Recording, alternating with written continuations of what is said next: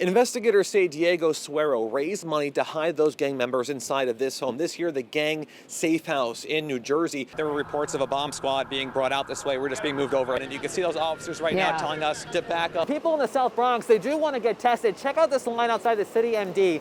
This line is long. And people out here, they've been waiting for a long time and in the snow.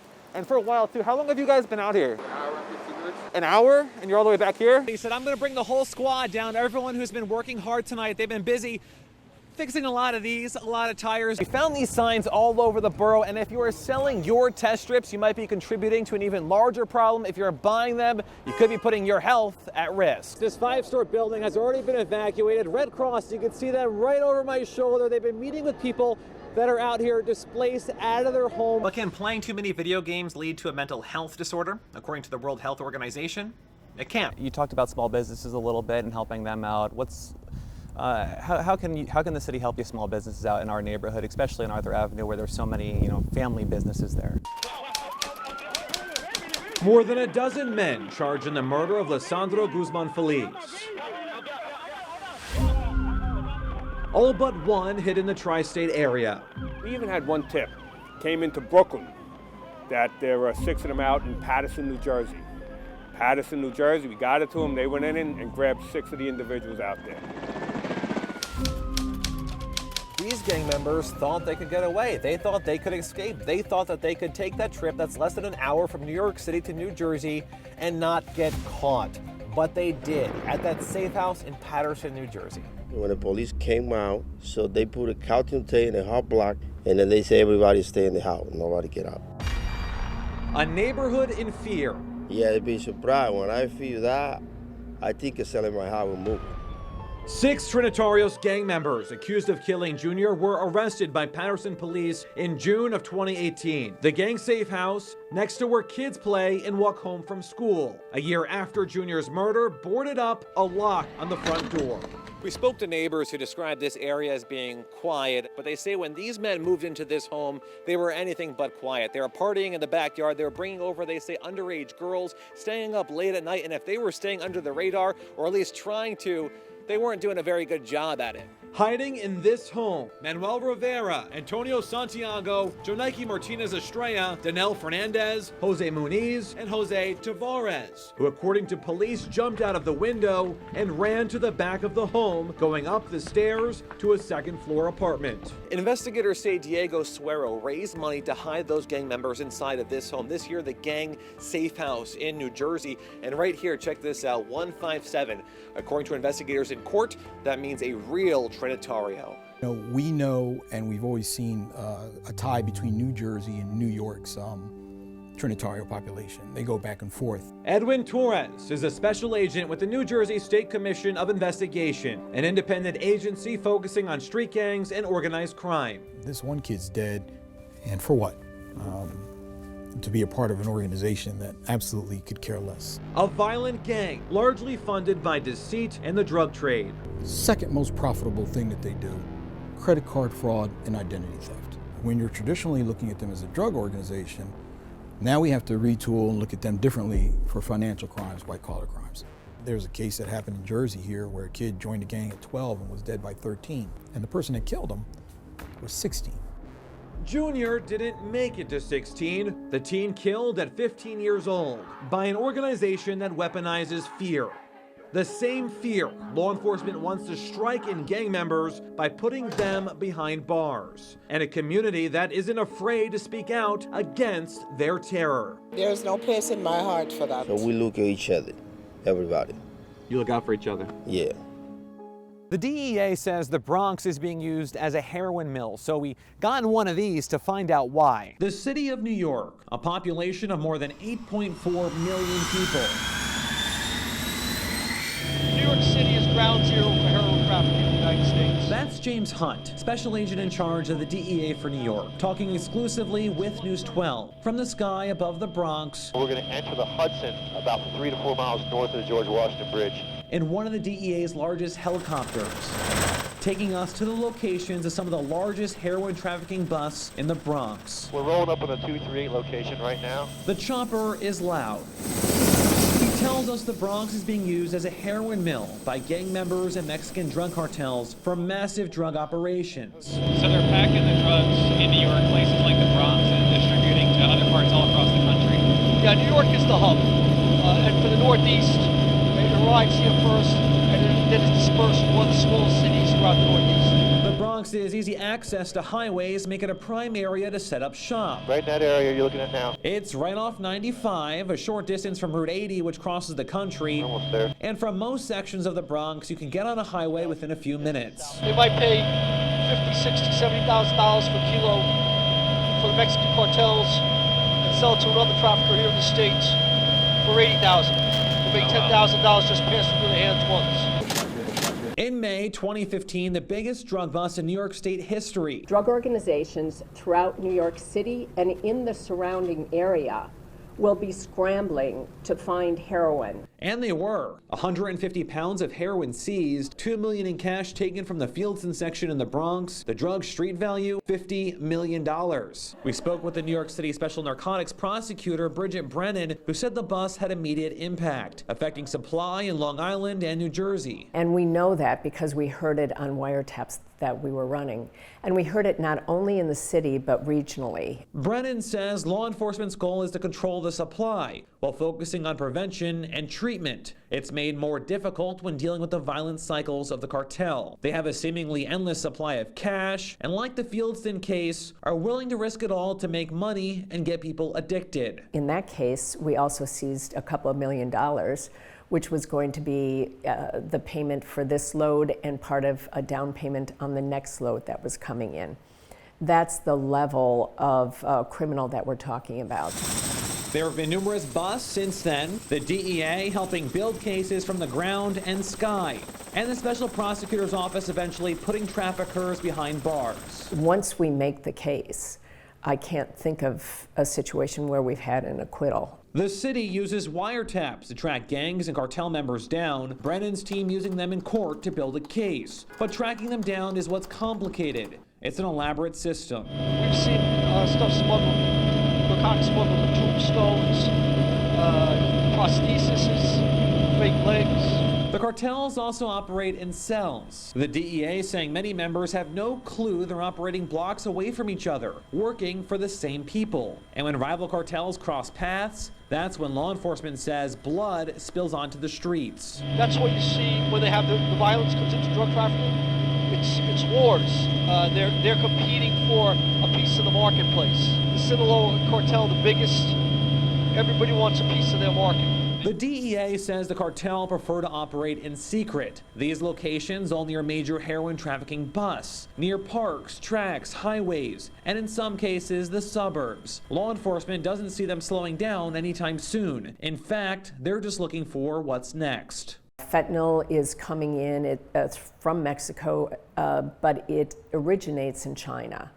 And it's being, the fentanyl that we've seized has been transported by the cartels. Fentanyl can be 30 to 50 times stronger than heroin. Brennan says it's contributed to deaths in the Bronx, the borough, she says, with the most overdose deaths tied to the drug. Fentanyl is man-made and cut into heroin for 1/10 of the price, making it cheaper and more dangerous. We've seized it cut into heroin, and we've seized it cut into cocaine. Are they selling them for the same prices too, or are they just saving money and then, Same prices. Brennan says she will continue to put drug dealers behind bars from the ground, as others keep a watchful eye from the sky, trying to target a killer with no bounds, targeting the wealthy, poor, and middle class, with an injection and a possible lifetime of addiction. There's an addict population here that has a thirst for heroin, so they're going to keep on bringing it in.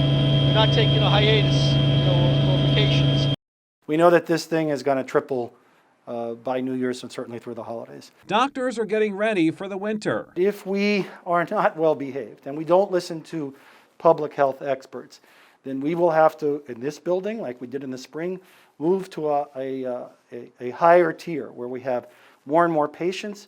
We have to surge. We have to open up other critical care areas like we did in the spring. New York City Health and Hospitals Jacoby has stocked up on equipment and is incorporating new treatment data to catch patients earlier before they get sicker. We know that things like steroids are effective in certain populations There was a lot of uncertainty in the spring. Worried about winter, this union nurse. She's had COVID and is on the front lines at Jacoby. To her, these numbers aren't surprising. I think a lot of it is COVID fatigue. I get that. I have been, believe me, healthcare workers are also really exhausted. We want to get together with our families too. Working in the ER, she says she's treating more patients, many telling her they were following guidelines. The state has called this living room spread. There are less options to socialize, so people join together in homes, potentially spreading the virus. This nurse is concerned. People were coming from all over the country to help us out, and now it's December. We're 10 months into this, and we're seeing spikes all over the country. And that is a concern that the resources that we were able to use last time around won't be available to us. Other hospitals also gearing up for the winter. St. Barnabas sharing with us this training video as experts learn about demystifier and CPAP helmet treatments as an intubation option. More people are getting tested too, lining up at facilities all across the borough. And people in the South Bronx, they do want to get tested. Check out this line outside the city MD. This line is long, and people out here, they've been waiting for a long time and in the snow. And for a while too. How long have you guys been out here? An hour? And you're all the way back here? Long lines to protect people they love. What's it been like for you out here waiting to get tested? It's cold. It's cold. You want to get tested? Why are you getting tested today? I'm about to go to see my daughter. Her birthday is tomorrow. City and state officials pushing for people to get tested, especially important in the Bronx. The state health department designating parts of the borough yellow zones because of increased positivity rates, telling us in those areas we are working with New York City to increase testing and expand contact tracing while enforcing restrictions on local activities that can increase spread. We have been anticipating an increase in cases in the colder months and recently announced a winter plan for the pandemic. All this as a vaccine is on its way. But experts we spoke to telling us they are concerned there won't be enough vaccines available right away for all New Yorkers. It's a partnership of all of us as a community coming together to get through this together. Eric Steltzer, News 12. 16-year-olds go to prison. 16-year-olds get murdered. So what you mean there's nothing much you can do? She said, these girls are bullying me. They're posting bad stuff about me. And it's like too much. The family of Jada Gill says they're sharing the story of their 16-year-old daughter so people can see how bullying affects children. They say she was attacked in class by 3 girls at a Brooklyn high school. She was fearing for her life. Despite meeting with school counselors after the attack, her mother says the teen is not the bubbly, energetic, and confident girl she once was. The counselor says she's having like PTSD. Jada was a cheerleader. Her mother says she was popular, but attitudes towards her changed when she no longer wanted to be friends with a group of girls from school. Her family says she reported bullying to school administrators, but says school staff didn't take the proper precautions to keep her daughter safe. So you feel like the Department of Education failed your daughter? Yes, they did. The teen's mother says she filed a police report and transferred her daughter to another school. Bullying made headlines multiple times this year. A 9th grader at Harry S. Truman High School took her own life. Her parents are filing a lawsuit claiming her school did not do enough to help their daughter, who they say was being bullied relentlessly. A Bronx 9th grader jumped 34 flights to her death. Her family claims she was body shamed, bullied, and sexually assaulted for 5 months. A lawsuit said administrators did not take action after her cries for help. With no other choice available to him, Abel Cedeno did what he had to do to protect his own life. An 18-year-old stabbed 2 of his classmates at Urban Assembly for Wildlife Conservation. One of them died. There were mitigating circumstances which led up to this. Lawyers say he lashed out after years of taunting and abuse from students. The stabbing at Urban Assembly is a tragic example of what happens when the school system responds too late, when conflict between and among students is allowed to escalate to the point of deadly violence. Councilman Richie Torres passed 2 bills in an effort to improve reporting of bullying. You have schools in some of the roughest neighborhoods in the city that report 0 instances of bullying. Right? There is a real gap between what is actually transpiring on the ground and what's being reported. The legislation requires the city to inform students of anti-bullying resources, mental health counseling, and bullying hotlines, requiring the Department of Education to have an online portal where parents and students can report bullying. Since the school year beginning in 2013, the instances of bullying have risen by 300%, the instances of cyberbullying by 600%. Those numbers are as clear a sign as any that the Department of Education is fundamentally failing to protect our students from bullying. School administrators require that each bullying incident is entered into a database. Those numbers later made public, available to anyone with a computer. But according to State Comptroller Thomas DiNapoli, the numbers just don't add up. In some of the schools in the city, they were interpreting it that there need to be a pattern or multiple incidents before there be a reporting. But in fact, the state requirements are one incident or more, so it could just be one incident. That should trigger a report. Our research found schools were likely not properly identifying and reporting bullying or cyberbullying incidents in schools. The greatest challenge we face is the lack of reporting. We examined the 2018 School Safety and Education Climate Report and found multiple schools in the Bronx reporting zero bullying or cyberbullying incidents. Similar trends in Brooklyn. A school with 869 students reported no bullying at all. Another with nearly 6,000 enrolled only reported 3 total cases. We also analyzed the State Comptroller's audit, which cites a Brooklyn assistant principal at James Madison High School, saying that minor altercations and infractions are not entered into ORS, the city's online reporting system, if no physical fights took place. A principal over at Lyons Community School in Brooklyn saying in part that we don't put everything in, saying that they have an internal reporting system. And also the Comptroller's office saying at PS 86 in the Bronx, it's one of 25 schools where bullying typically had to be repeated for it to be entered just one time. And also dependent on what was said and its severity, the school also reporting no incidents from 2015 to 2017. I think it was more just with everything going on, if there was a confusion, it was easier to just kind of take a pass on it. But our message is you can't take a pass on preventing bullying and harassment in our schools. The Comptroller says he's preparing a new audit to verify if schools made adequate changes those like the Gill family want to see. Somebody's kid is going to seriously get hurt, lose their life, and once that life is gone, you can't bring it back. Saying the Department of Education may have let them down, but are hoping the DOE can prevent the mental and sometimes physical abuses of bullying from happening to more children. In life and in the gym, Diego Hernandez does not let his disability define him. Working out to me basically means therapy. When I'm here, I'm free. I'm not thinking of any of my problems. He's 24 years old, has one arm and a prosthetic arm. On my body, I have more than 60 surgeries done on me, that I could count from the top of my head. Hernandez was rushed to the hospital after touching an active wire with the metal pole. He was 10 years old and was reaching for fruit. I was in a coma for like 6 months and in intense care for other 6 more months. And after that, I was been surgeries in and out of the hospital. My whole childhood was inside the hospital. Despite the surgeries, the physical and mental trauma, he didn't give up. He stayed positive, dreaming of attending what's known as burn camp. All the children go like once or twice in their stay in the hospital, basically. It's there, Hernandez says, he met nurses and counselors that changed his life. They actually didn't treat me like a patient. They treated me like a child. Well, they helped me have a good childhood, even though the circumstances. Caretakers who he says got him here.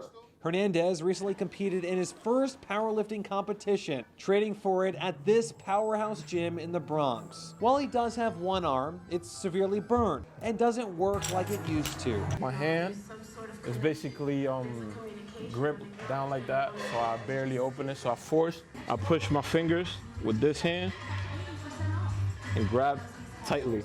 For some lifts, he uses this special arm attachment. He says he's approached by regulars at the gym who are inspired by his work ethic. We fall down, but we never give up. And through every rep and every set, he's pushing his body to the limit, and he has the scars to prove it. I wouldn't change it for the world. Students are stepping up their efforts in school while stepping around needles outside of Legacy College Prep. They're shooting up and they're standing in the corners, halfway naked. This is ridiculous. It just takes one kid to pick up a syringe and poke themselves with it. School admin sent home a letter to parents encouraging them to contact city officials to do something about the needles. They say nothing has been done. Calls to protect students unanswered. We had an incident that was just at the church over there where a couple of people were actually undressing during our dismissal process after they were high. There are often needles all over the place over by the church, and then we also see a lot of needles on the ledges of our windowsills on the school. Students were warning each other about the needles. We warned a parent walking by. Careful, there's needles over here. There's needles.